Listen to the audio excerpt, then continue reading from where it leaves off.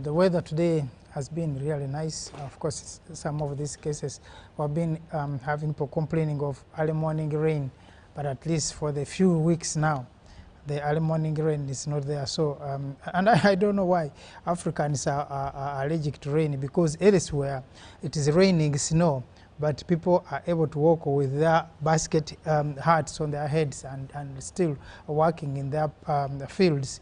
But Africa, I think we also need to style up when it comes to weather. In any case, our weather is not bad. We don't have tornadoes. We don't have all these winds.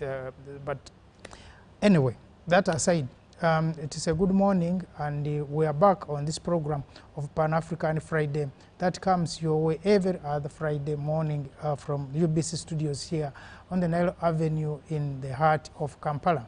And last week we were here. We are looking at a number of issues, mainly to do with the election of the new president of the United States of America, and we are looking at the implications on the African continent.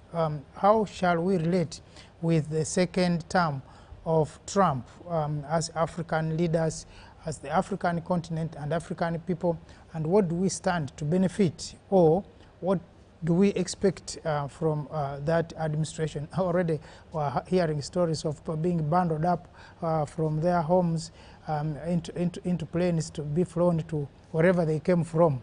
Whether that is a good thing. And I liked the president of Kenya when he was, the former president, when he was saying, people are saying that now that US has cut aid, people are crying, say, why are you crying?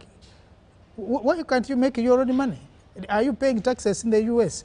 And I think these are some of the things that we need to look at definitely. If US cuts funding to Africa, should we continue crying? In any case, if Trump says America first, why can't we also think of Africa first? So I think as Africans, these are some of the wake-up calls that we need to hear and rediscover ourselves and rearrange, realign our modules for our development. Today, again, of course, there are many things that are happening around us on this globe and also beyond. Today we are looking at what is happening in the DRC. Of course, the issue of DRC is not a new thing. We have had conflicts in DRC.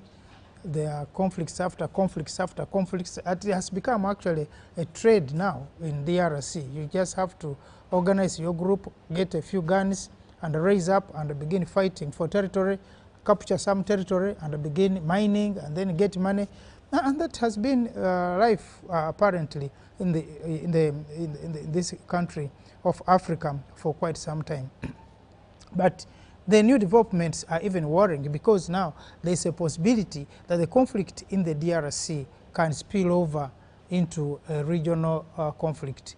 And that is why, as Africans, we get concerned. As the people on the continent, we get concerned. Do we have the capacity to stop this before it happens, or can Africans be able to stop this before it spills over? Now, before we get deeper into that, in the studio have Ndugu Rugarama, and Ndugu Awich today, I'm told he's in Gulu updating the Yellow Book. And I think these guys are very serious with their Yellow Book. They're already people complaining. Some of them are being left out, others saying, no, the chairman doesn't like me. Those are stories for the Yellow Book. But Ndugu Rugarama, you're welcome to the program. Thank you so much, Comrade Mtuta, and good morning to our esteemed viewers. Now, last week we were looking at your friend Trump, and I'm told he is now become a real Trump. And he's loading your cousins onto planes. And apparently, US was not known for repatriation, except for serious cases, because there are times when we have had Ugandans in the US prisons, but repatriating them had become a problem, that the family, has to sponsor your ticket back to Uganda. This time is doing it for freely, and the Air Force is at the work.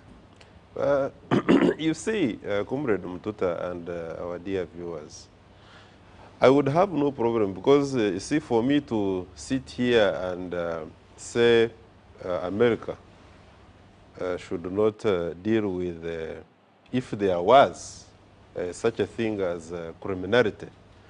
If, for instance, somebody enters your country illegally, then that is a criminal offense. So for me to say, or even to seem to suggest that America shouldn't be dealing with possible criminals is being unfair to America, with all her problems, because she has got so many other problems also in that direction. But if we take it at surface value that indeed the people being deported entered America illegally, and therefore America is doing a cleanup, so be it. But you see, that is not the case.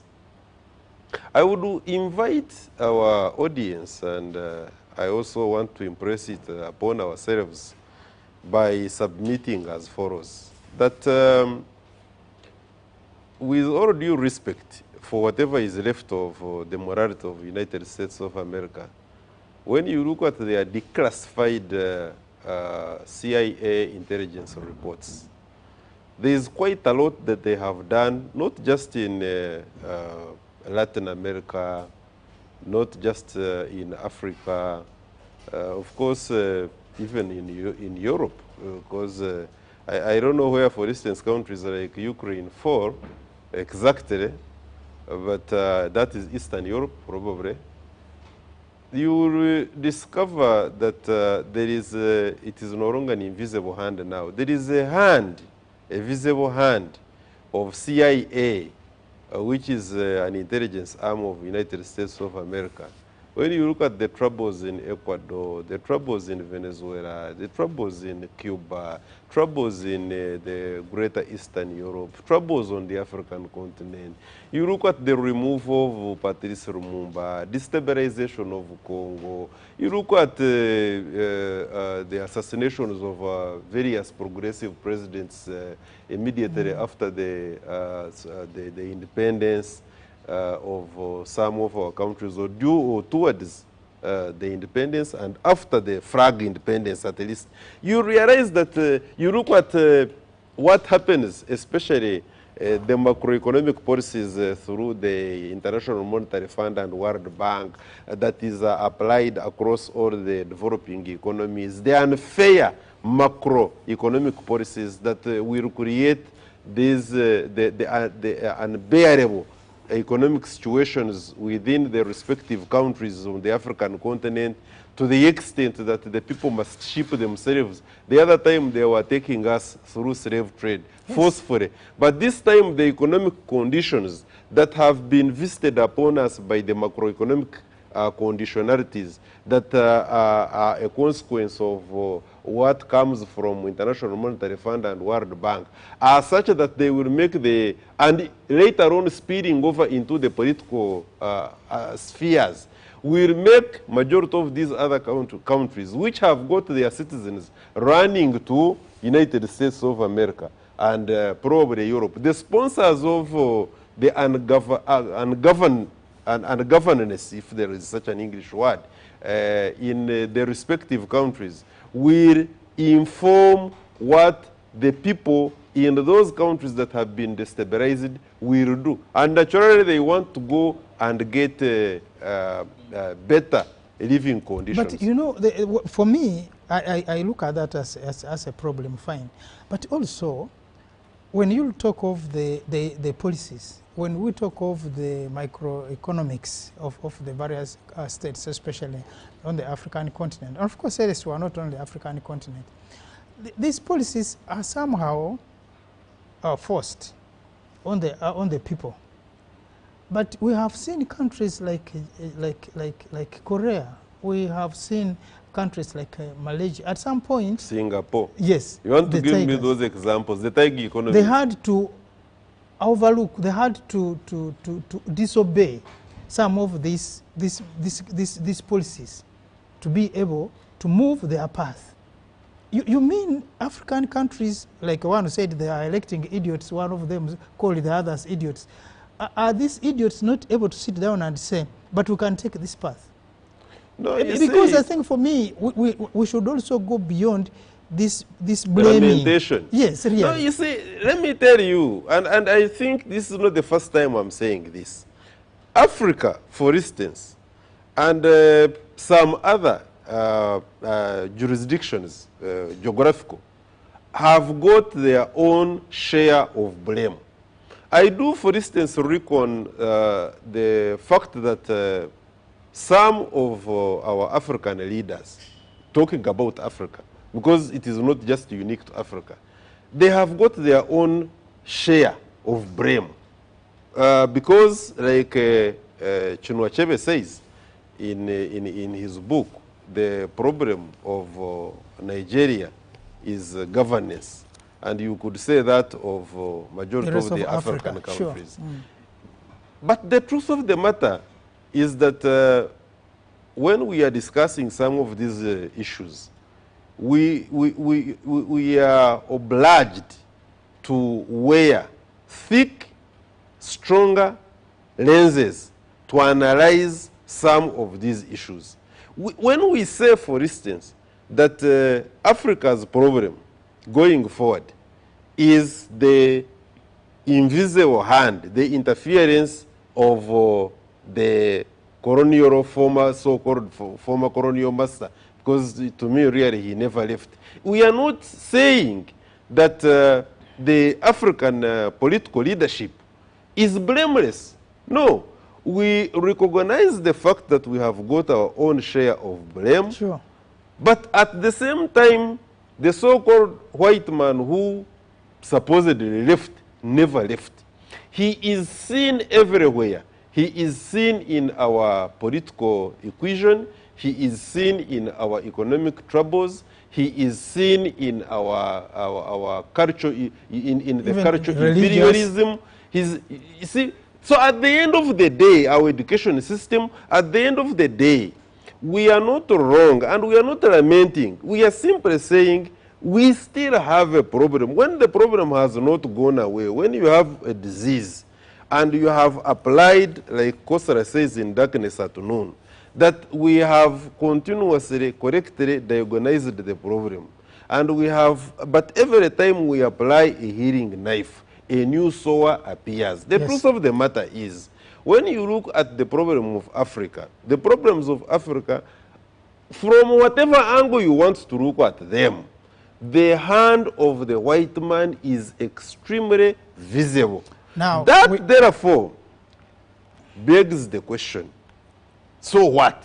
Exactly. Now, if the white man is there, you have always known that he is there, what do you want, what are you doing about it? It's like what is taking us now to the Congo question. Exactly. Now to the Congo question. When we look at the Congo question, these upheavals, these revolts, these wars, we call them conflicts, are not new to Congo. But where is the problem? Now, we in this discussion will also be hearing from Professor Lumumba, PLO Lumumba, who takes us a bit deep to understand the problem of Congo.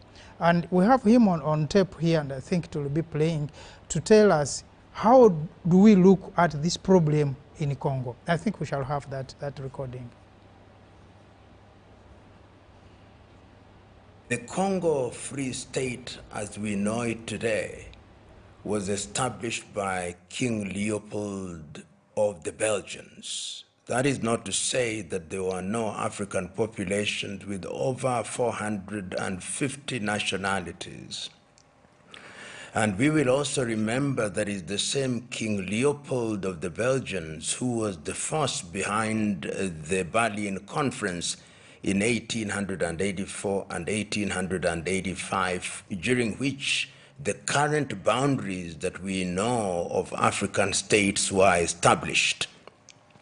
But during that same period that Leopold was establishing the Congo Free State, the Germans under Bismarck in 1880 had also established a presence in what is present-day Tanzania, but was then Tanganyika, and in what was then Rwanda, Urundi, which we now know separately as Rwanda and Burundi.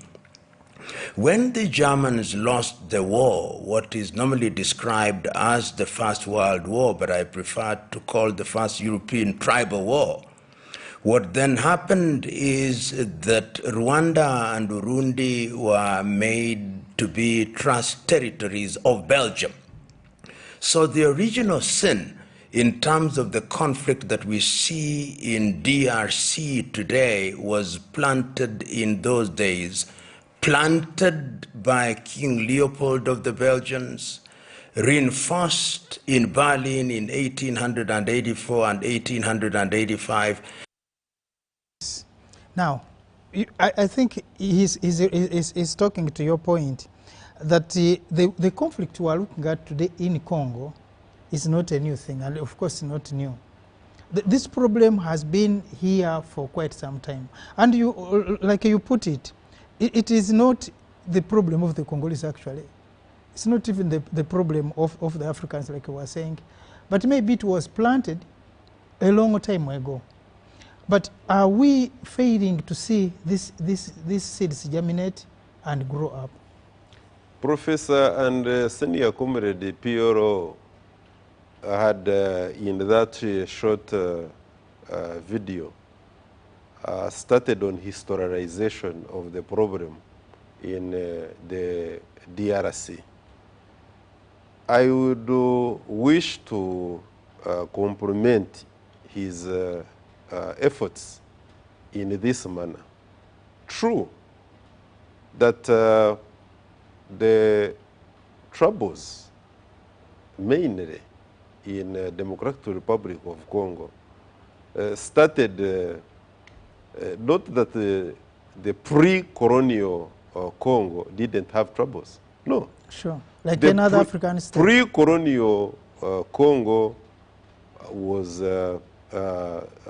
grouped into chiefdoms and probably kingdoms, and the present day areas of Bukavu going to Rwanda itself and Burundi were under a certain kingdom. That's the kingdom of Rwanda, actually. So at the end of the day, you realize that when again the partition of Africa came into play by 1884, 1885, without any regard to the tribes, clans, and the people's languages and way of life, the Leopold again, the King Leopold II, for instance, petitioned the Congo then, or Zaire, if you like, and gave it to himself. Yeah, initially carved it out for himself. Later, as a property. After he had had enough of the stealing rubber and cutting the men who wouldn't collect enough rubber, their private parts, and parading them, then he handed it over to Belgium. Now all those are problems that are being visited on Zaire that later will culminate into what we are looking at now. Finally, the so-called independence of majority of the African countries, also the Democratic Republic of Congo now as we know it, was given to the people. That is the flag independence. And where you have the likes of the late Patrice Lumumba, the Prime Minister then, who had sat in the office for a year, barely a year, because he had been invited for the Organization of African Unity conference or meeting in Addis Ababa, and he couldn't attend because he had been assassinated. Later, of course, the entire Congo or DRC was to be taken over by a puppet who, in a manner of speaking, was just enabling the extension of the colonial master Belgium hold onto the resources of Congo. What never worked out is that, again, we go back to Chinua Achebe's book, The Problem of Nigeria Being Leadership. Now, you can see in that historical journey we are talking about is that the problem of leadership was not being solved. Exactly. And as long as we kept having such a problem, which actually is Africa's problem, and the majority of the economies of the countries that have not had their problems solved, it has largely to do with leadership. Therefore, the present day Banyamulenge, if you like, and I like how my senior, may his soul rest in eternal peace, departed Mwalimu Julius Kambarega Nyerere, looks at this problem. I think we have him on tape. At one time, we have that recording. Thank you. We'll bring him at some point. If you play him, he will talk about it. If you but play now, him, come to think about it, when we look at because there is a lot of now positioning and trying to look at who is who, and I've heard many people talking a lot of things. That time you had President Kagame almost bursting, and you also had the South African saying, no, this is not going to happen. But Professor Lumumba also talks about the players in the conflict in the DRC Congo. I think we shall also listen to what he says, then we can continue from there. He talks about who are the people behind this conflict. The people that are fighting as M23 are of Tutsi stock, but they are Congolese. They come from around Kivu. The fact that a boundary was drawn by the colonialists and put them in a country that is now known as DRC, at one time was known as Zaire or Congo-Kinshasa, does not make them Rwandese. The former president of Tanzania, the late Julius Kambarage Nyerere, in 1996, when delivering a speech in New York under the Peace Africa, the Peace Academy, said that we must be very clear that the Banyamulenge are not Rwandese. The Banyamulenge or the Tutsi who are to be found or who are found in Kivu are Congolese. Because the colonialist border put them in DRC, Congo, and some in Tutsi, does not make them Rwandese.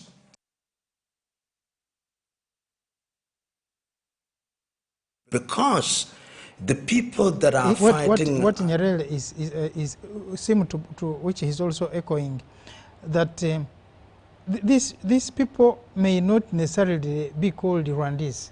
And you put it rightly when it comes to the drawing of the borders. And again, Professor Lumumba talks about the King Leopold himself, who was the part of the program to design the borders. And when he was designing the borders, he was also designing a border including of his own property, which he had to keep to himself. So when you look at, of course, Lumumba will be talking about other key players in this conflict later on. But when you are talking about Banyamulenge, who you are mentioning, it is true that Banyamulenge were part of the kingdom of Rwanda. But during the demarcation of the borders, they find themselves thrown into Congo. I personally come from East, and we have a very big, in fact, we have more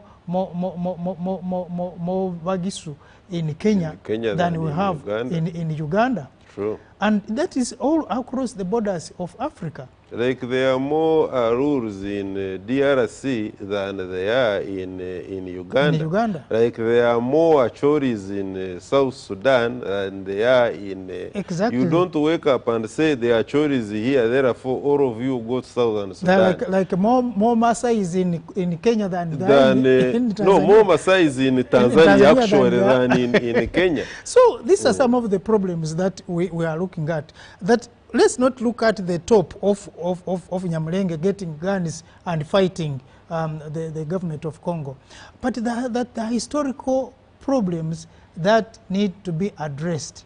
Now, and this is not only for Banyamulenge question. If Banyamulenge question is not addressed, we will still have this. In fact, at one point, people, one of the conferences of Africa, they were saying, let's completely collapse the borders so that we start afresh. But Nyerere was warning, said, no, if we do that, we're going to even create more complications on how to begin. Let's respect the borders for purposes of administration, but let's look at the African way of life as Africans without having to deal with these borders. You see the breed of leaders like Kambariga Julius, Mwalimu Julius Nyerere. Tanzania is still lucky that it keeps on producing quality leaders, and I think we should actually spend a little bit more time on the issue of leadership, because the question now of the M23 in DRC and how they are handled and how the situation has gotten out of hand, because now the entire Goma is under the rebels. Rebel in the sense that they are not an elected government, but they have got genuine concern. All of us, we don't need to be the products of history from Makerere University or any other good university that can produce proper historians to understand that the Banyamulenge are actually Congolese, and that therefore it takes proper leadership. It takes a leadership that appreciates the historical context in which the tribes of vast country like DRC finds herself, because certainly she has got a number of tribes. And if, for instance, there was poor leadership in our country, we are over 50 tribes, it would mean that we are emphasizing one tribe against another. Naturally, a tribe will have to fight for the survival. What we are experiencing now with the Banyamulenge is the issue of existential threat that we cannot see ourselves, because this is what has been happening. At least this, and these reports seem to be credible that we are getting, that the Banyamulenge, where the M23 mainly comes from, have been subjected by their own government. So the reports come up to torture, to rape, to dispossession. They evicted from their land. And when you have got a situation of that type, a people that has been subjected to that kind of a number of atrocities will want to regroup and fight back. And it's not the first time. Yeah, because this has happened before. They're also being accused of the same crimes of murder, of rape, of extortion. To who? To the other population. To who? Because that's why Ntaganda is in court. I mean, in jail, the former leader. Because these are the same crimes. Which leader? You mean the one who was repatriated to Rwanda and then yes, ICG and yeah. You see, but let's not frivolize the problem. The Banyamulenge problem in DRC is because you see the Ntaganda probably you are talking about is just an individual, and you cannot look at the entire concerns of the Banyamulenge in DRC and you put them in only one man called Ntaganda. No, Ntaganda could have, in his leadership of a rebel outfit, out of the so many rebel outfits, by the way, in DRC, because it is a beehive. It has been, you saw what was happening with the mercenaries. You can imagine a leader of a country getting all mercenaries from different parts of the world to come and solve a problem of his own people. What we must understand, and the moment we don't understand that, then it will become a problem that cannot be solved in the manner in which the people who are mandated to solve it will solve it. What must we understand? Are the M23 people, or the Banyamulenge, if you like, are they Congolese, or they are Ugandans, or Rwandese, or Burundians? If we concede and admit the fact that these are Congolese by virtue of the Berlin conference that divided and put them there, although they are of the Tutsi stock, which largely, because you see, the argument could be, if you are saying they are of the Tutsi stock, we have Batutsi stock in Burundi. Why don't you take them to Burundi? If that was the argument.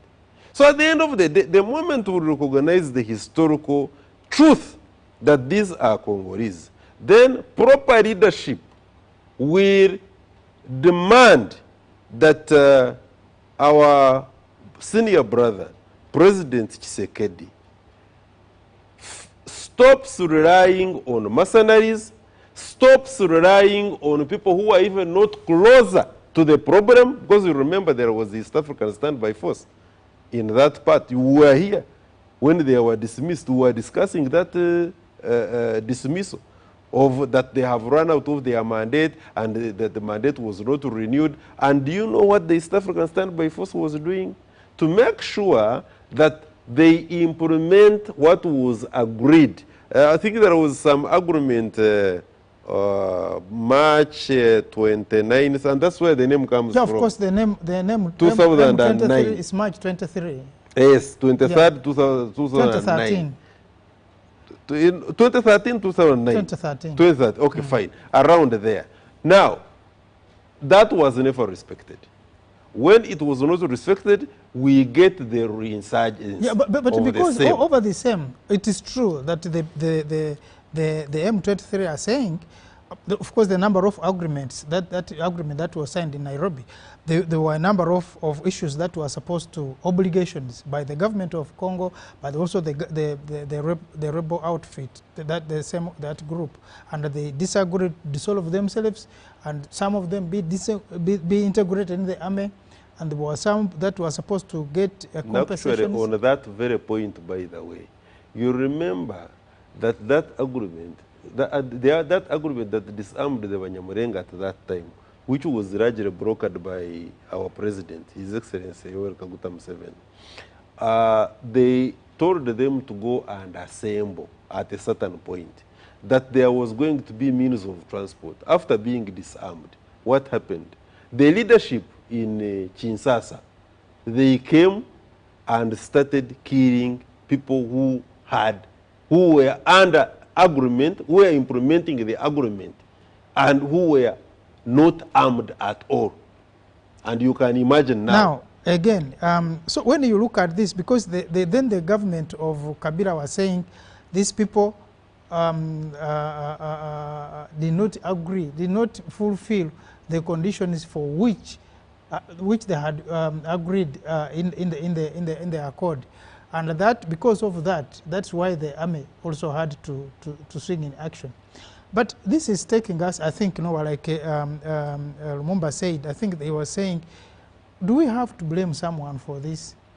No, we need to do something. And let's hear what he says on who to blame for these problems. I think there's something we heard on tape. Not the time to apportion blame. This is the time to ask ourselves, how can we stabilize that area? And that will require, among other things, that all the combatants are called to a round table. The argument, for example, that comes from the Kinshasa administration that they cannot have a face-to-face meeting with M23 is without merit, because it is the M23 who are on the ground, and they are an organized force with a clear chain of command. Even if it is true that the Rwanda government has given them logistical support, that does not take away the fact that they are organized and that they say they are Congolese. The issue is that, like, the government of Congo has also been playing that game. But also the rebels have also been in that game to try to outsmart the other, trying to lay blame. But I think I also agree with PLO when he says, well, let's not continue the blame game. Let's face reality until we sit down and we agree on the way forward. Although the government of Kabila is, of Tshisekedi is saying we don't have to talk to the rebels. At some point, I think they will have to talk. Of course, on Wednesday, President Ruto, who is now the current chairman of the East African Community, had called the Leaders Summit, which was supposed to as a crisis meeting to handle some of these issues. But later on, I was meant to understand that President Tshisekedi boycotted that. He didn't even have a representative, and that one is very bad for his country. It is very bad for his leadership. I can understand his frustrations, but that is at the point of simply being angry, that you have got a big chunk of your territory under capture. But the DRC largely has been under capture, and Yes. in all fairness, there has not been, on a number of such a huge territory, there hasn't been any effective leadership of the administration from Kinshasa. But that notwithstanding, when the chair of EACA, the East African Community, calls an extraordinary meeting of the heads of states, it becomes very incumbent, even if you were annoyed, for you, and even if, by the way, for purposes of respect to the chair and the organization, at least have your vice president or have your minister, prime minister or something like that. Now, that never happened, and there was no any explanation as to why the DRC was not represented, and yet they are the principal actors. They have got to be there. Two, you remember, if you are watching, in between, the president of Burundi, His Excellency Ndishimiye, walked out. No apologies, no nothing to the chair. At the same time, senior comrade, His Excellency Paul Kagame, because these are facts, we are not creating stories here in the UBC studio, was using words that probably would not be used by a president, really. However annoyed one may be, you have got to restrain yourself. Of course, you can understand him when you close yourself away from the main, from the public. You close yourself, you said he's a product of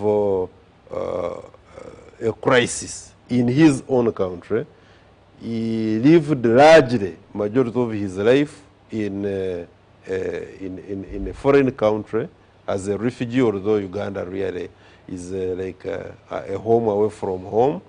And that later he was actually denied, along with his other people, to re-enter Rwanda. They had to re-enter by force.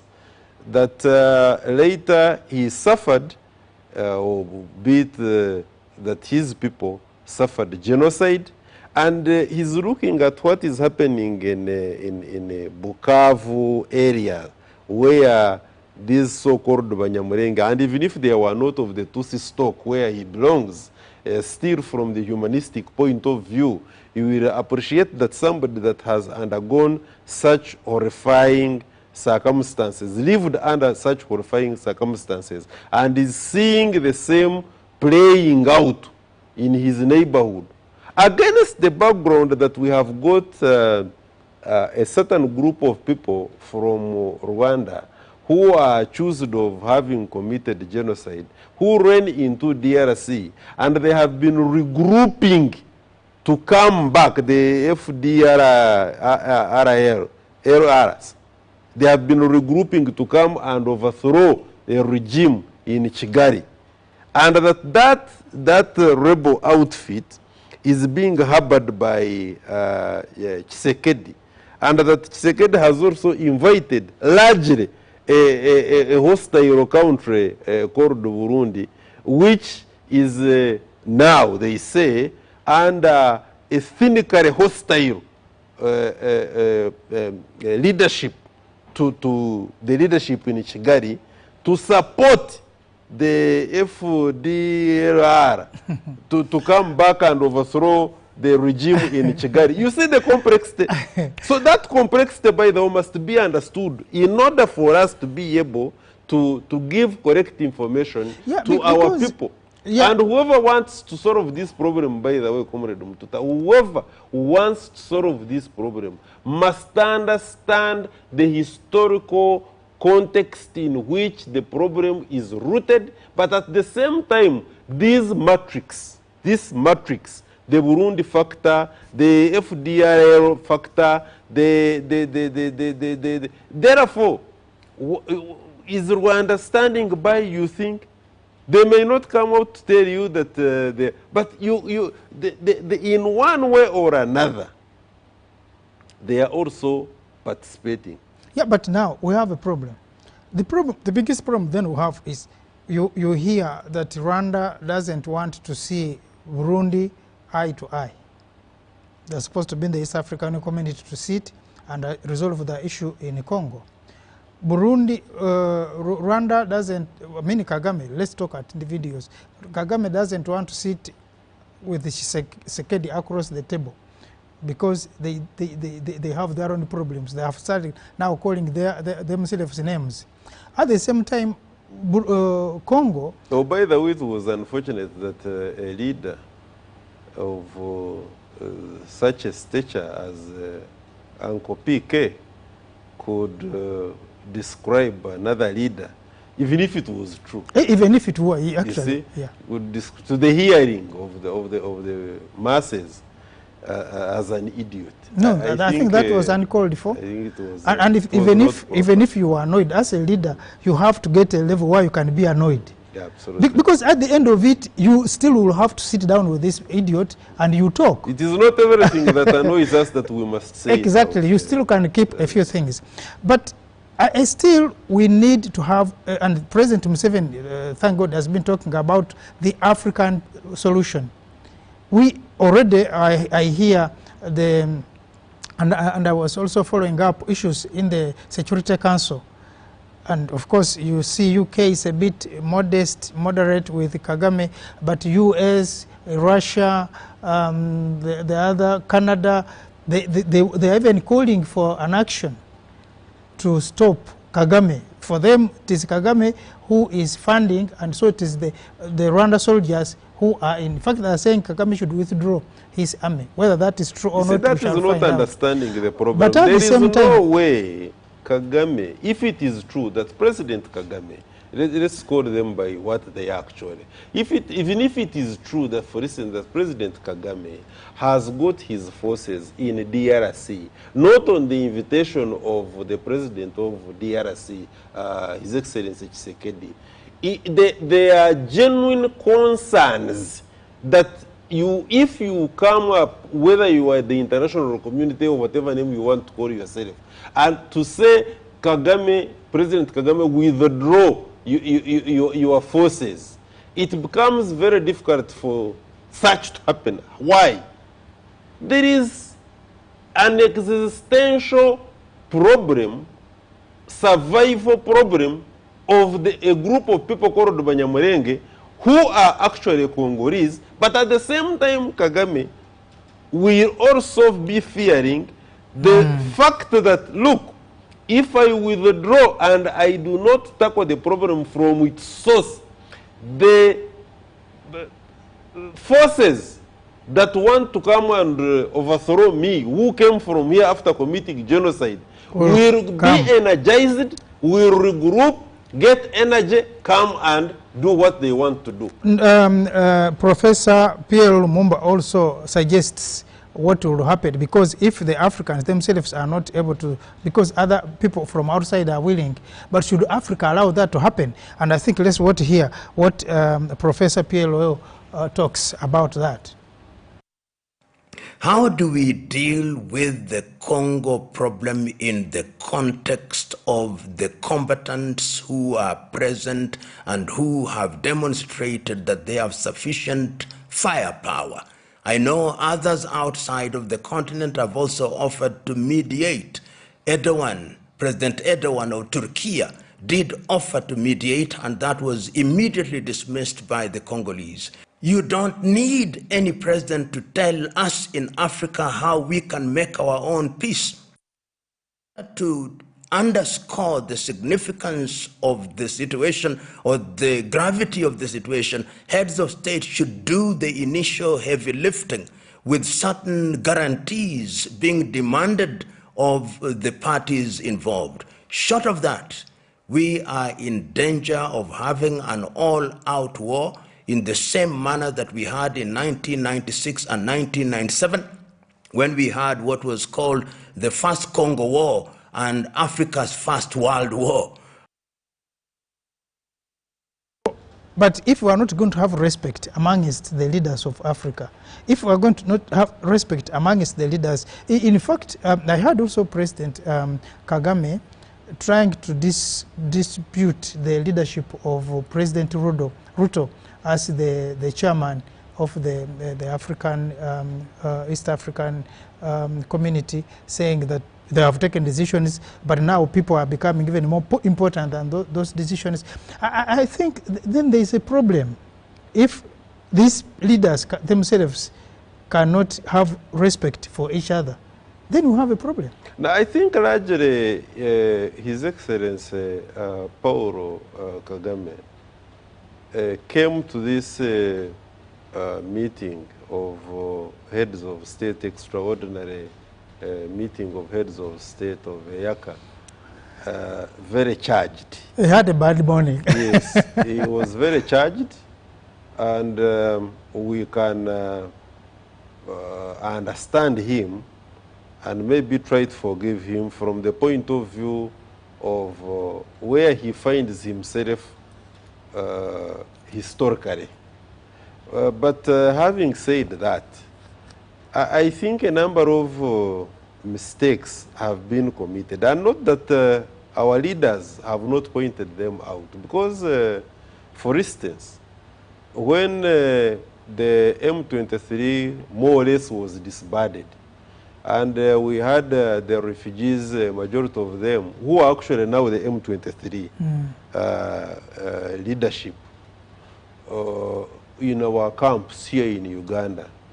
The president of Uganda, Yoweri Kaguta Museveni, called his counterpart and told him, actually it was, I think, physical, not even a call, and he said, this problem of your people here is not going to be wished away. You need to handle it properly, and you need to do it as soon as yesterday. Now, my imagination is that that advice was not listened to. Sure. And indeed, like His Excellency PK told his counterparts in the extraordinary meeting, he said, who didn't see this coming? And indeed, I think everybody, maybe apart from His Excellency Tshisekedi, didn't see it coming, but everybody else saw it coming. And he admits, he said, me, I saw it coming.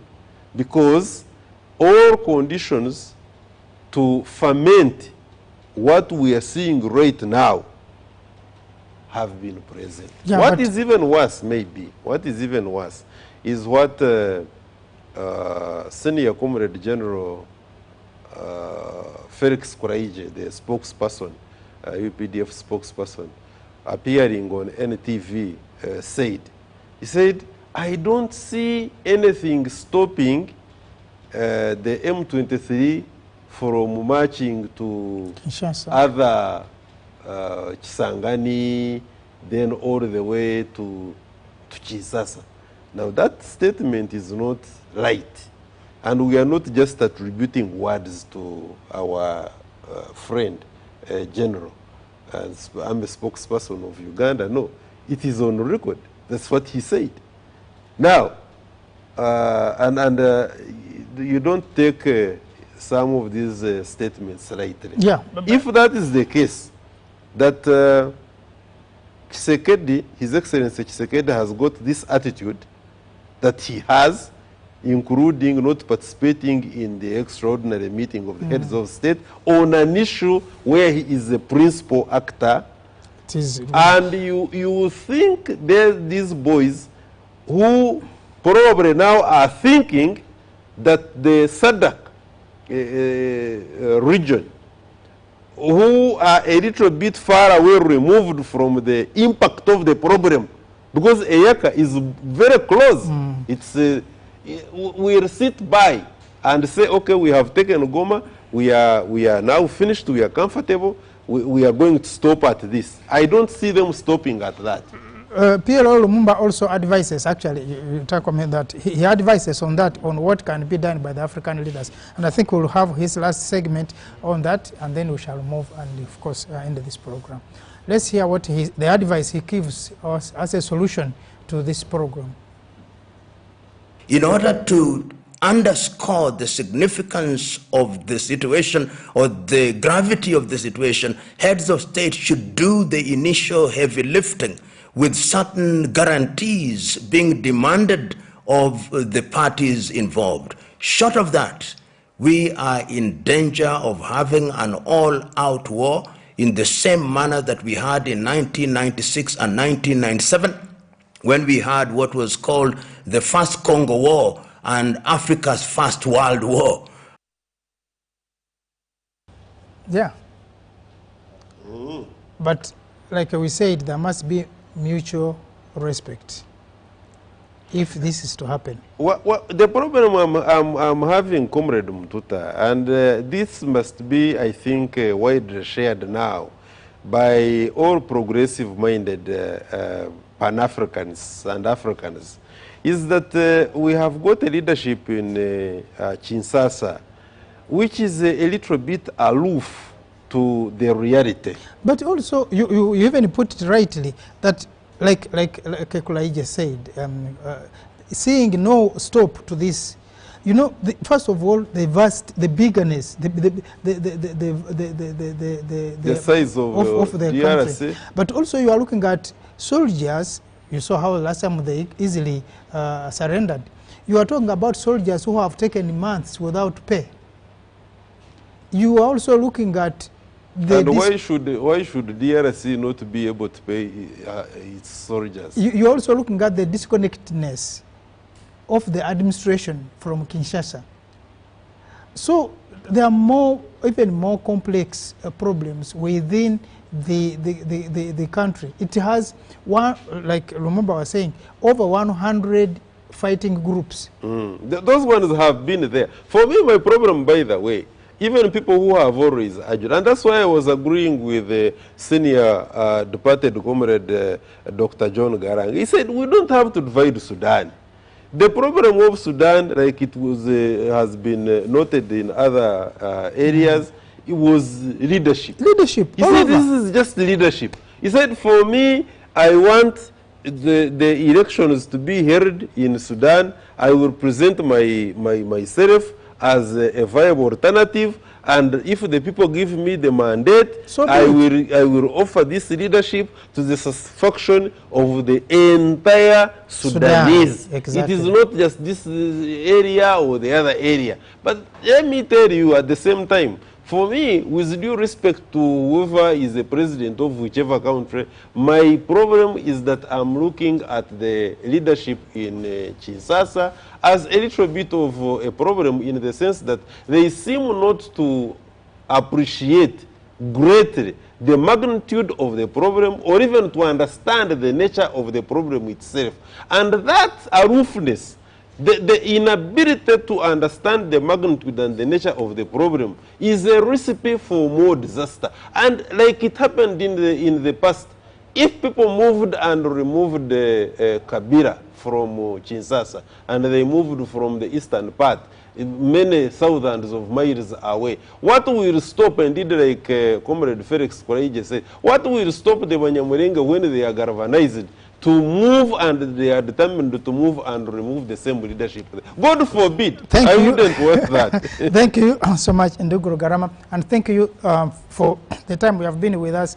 We have come to the end of this segment, but we shall continue with this discussion, because the next, excuse me, the next segment will be looking at more of the implications now of this attack on Goma.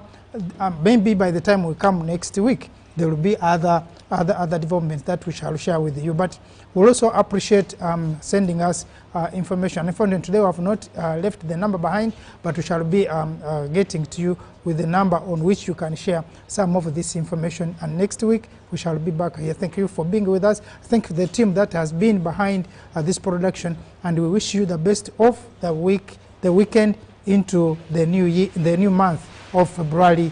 Be blessed. Thank you.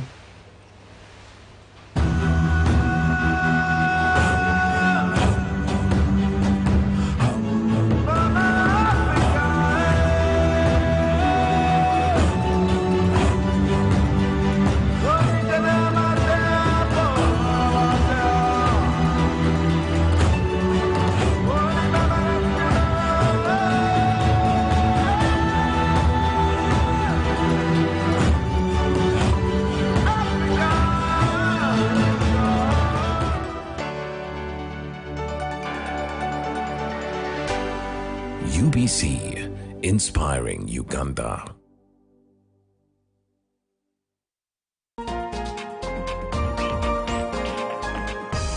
Teens Crown, an amazing off-the-hook youth program, brings you an array of fun, exciting, and educative segments you do not want to miss. From red carpet moments to proms, youth empowerment programs to youth gig vibes, and so much more, Teens Crown will get you hooked. Only on UBC TV, every Saturday at 1:30 p.m. Don't miss.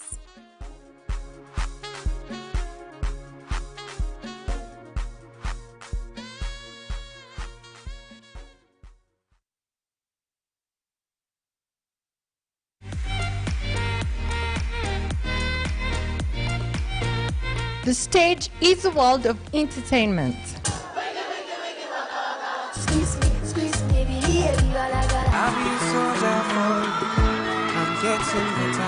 Get the latest entertainment, lifestyle, events and activities. Chats with celebrities that make headlines.